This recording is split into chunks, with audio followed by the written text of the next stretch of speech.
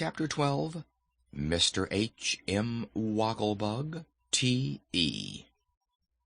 Now, General Ginger, who, you will remember, commanded the army of revolt, was rendered very uneasy by the escape of the Scarecrow from the Emerald City. She feared, and with good reason, that if His Majesty and the Tin Woodman joined forces, it would mean danger to her and her entire army, for the people of Oz had not yet forgotten the deeds of those famous heroes who had passed successfully through so many startling adventures. So Ginger sent post-haste for old Mombi the Witch, and promised her large rewards if she would come to the assistance of the rebel army. Mombi was furious at the trick Tip had played upon her, as well as at his escape and the theft of the precious Powder of Life, so she needed no urging to induce her to travel to the Emerald City to assist Ginger in defeating the Scarecrow and the Tin Woodman, who had made Tip one of their friends. Mombi had no sooner arrived at the royal palace than she discovered, by means of her secret magic, that the adventurers were starting upon their journey to the Emerald City.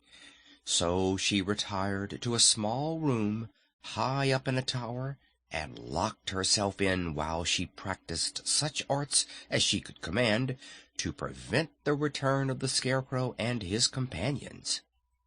That was why the Tin Woodman presently stopped and said, "Something very curious has happened. I ought to know by heart and every step of this journey, yet I fear we have lost our way." "That is quite impossible," protested the Scarecrow. "Why do you think, my dear friend, that we have gone astray?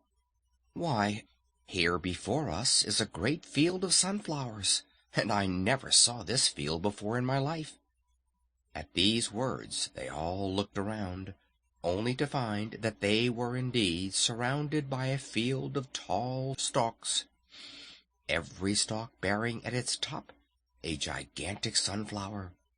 And not only were these flowers almost blinding in their vivid hues of red and gold, but each one whirled around upon its stalk like a miniature windmill, completely dazzling the vision of the beholders, and so mystifying them that they knew not which way to turn.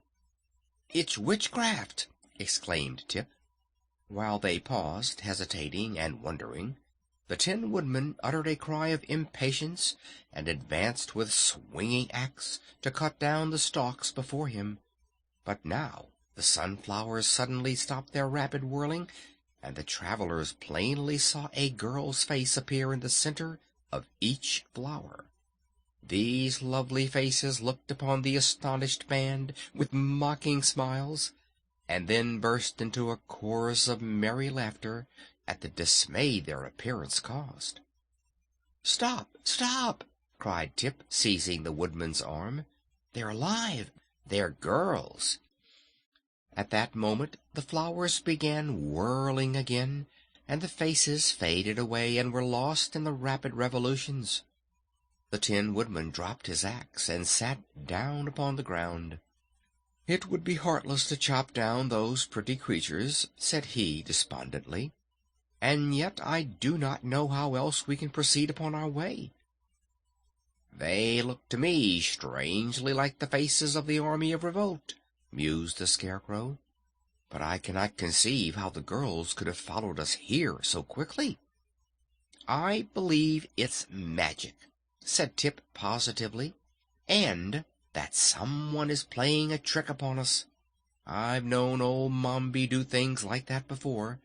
Probably it's nothing more than an illusion, and there are no sunflowers here at all." "Then let us shut our eyes and walk forward," suggested the Woodman. "Excuse me," replied the Scarecrow. "My eyes are not painted to shut. Because you happen to have 10 eyelids, you must not imagine we are all built in the same way. And the eyes of the Sawhorse are not eyes," said Jack, leaning forward to examine them. "Nevertheless, you must ride quickly forward," commanded Tip, and we will follow after you and so try to escape. My eyes are already so dazzled that I can scarcely see." So the Pumpkinhead rode boldly forward, and Tip grasped the stub tail of the Sawhorse and followed with closed eyes. The Scarecrow and the Tin Woodman brought up the rear, and before they had gone many yards, a joyful shout from Jack announced that the way was clear before them. They all paused to look backward. Not a trace of the field of sunflowers remained. More cheerfully now, they proceeded upon their journey, but old Mombi had so changed the appearance of the landscape that they would surely have been lost, had not the Scarecrow wisely concluded to take their direction from the sun, for no witchcraft could change the course of the sun, and it was therefore a safe guide. However, other difficulties lay before them. The Sawhorse stepped into a rabbit hole and fell to the ground. The Pumpkinhead was pitched high into the air, and his history would probably have ended at that exact moment had not the Tin Woodman skillfully caught the pumpkin as it descended and saved it from injury.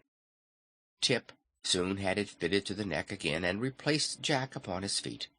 But the Sawhorse did not escape so easily, for when his leg was pulled from the rabbit hole, it was found to be broken short off and must be replaced or repaired before he could go a step farther.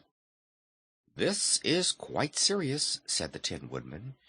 "If there were trees nearby, I might soon manufacture another leg for this animal, but I cannot see even a shrub for miles around. And there are neither fences nor houses in this part of the Land of Oz," added the Scarecrow disconsolately. "Then what shall we do?" inquired the boy. "I suppose I must start my brains working," replied His Majesty the Scarecrow, "for experience has taught me that I can do anything if I but take time to think it out." "Let us all think," said Tip, "and perhaps we shall find a way to repair the Sawhorse." So they sat in a row upon the grass and began to think, while the Sawhorse occupied itself by gazing curiously upon its broken limb. "Does it hurt?" asked the Tin Woodman in a soft, sympathetic voice. "Not in the least," returned the Sawhorse, "but my pride is injured to find that my anatomy is so brittle." For a time the little group remained in silent thought. Presently the Tin Woodman raised his head and looked over the fields. "What sort of creature is that which approaches us?" he asked wonderingly. The others followed his gaze and discovered coming toward them the most extraordinary object they had ever beheld. It advanced quickly and noiselessly over the soft grass, and in a few minutes stood before the adventurers and regarded them with an astonishment equal to their own. The Scarecrow was calm under all circumstances. "Good morning," he said politely.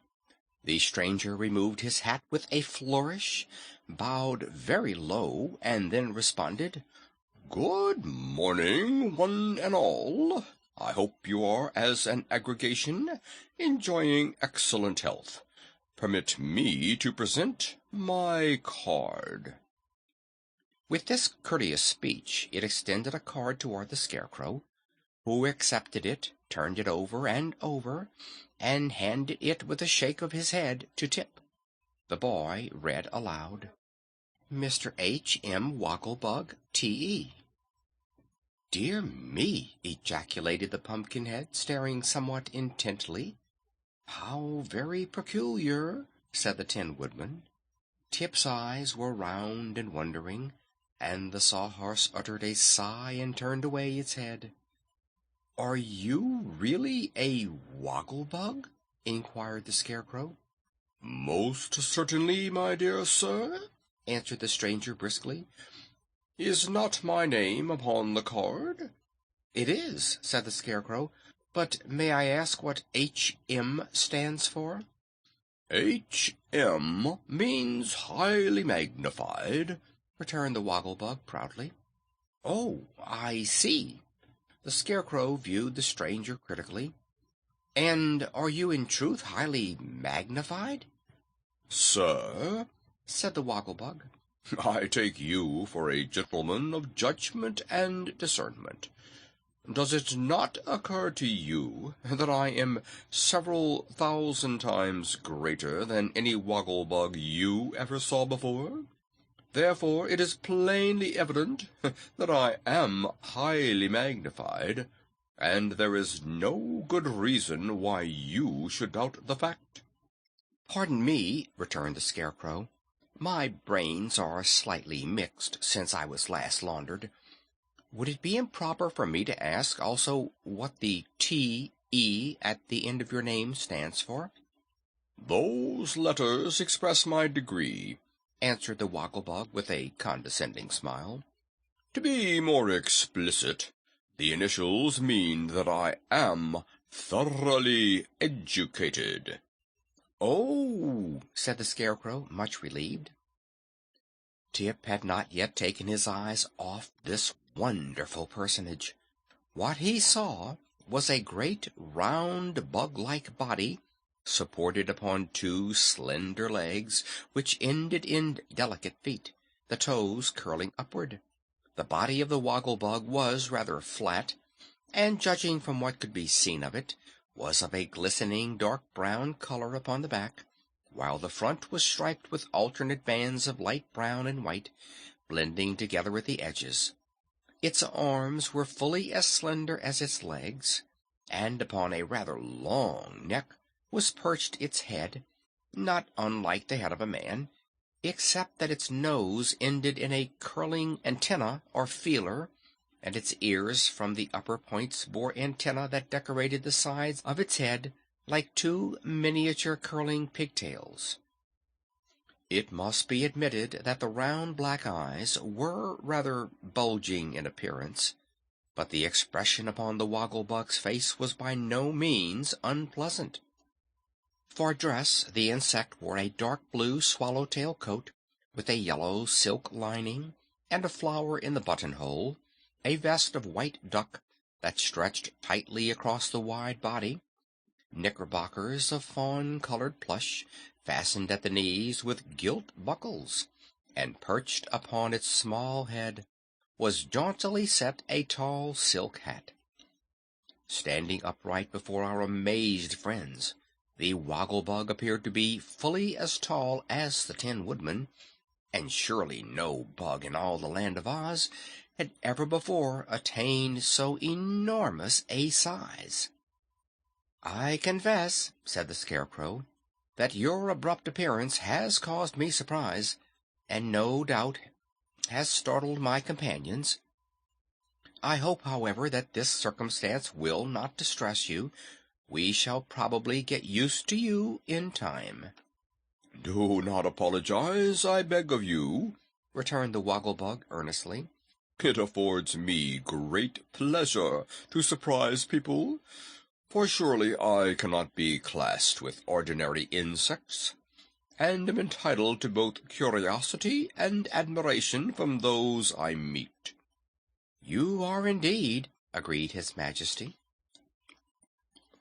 "If you will permit me to seat myself in your august company," continued the stranger, "I will gladly relate my history, so that you will be better able to comprehend my unusual, may I say, remarkable appearance." "You may say what you please," answered the Tin Woodman briefly. So the Woggle-Bug sat down upon the grass, facing the little group of wanderers, and told them the following story. End of chapter 12.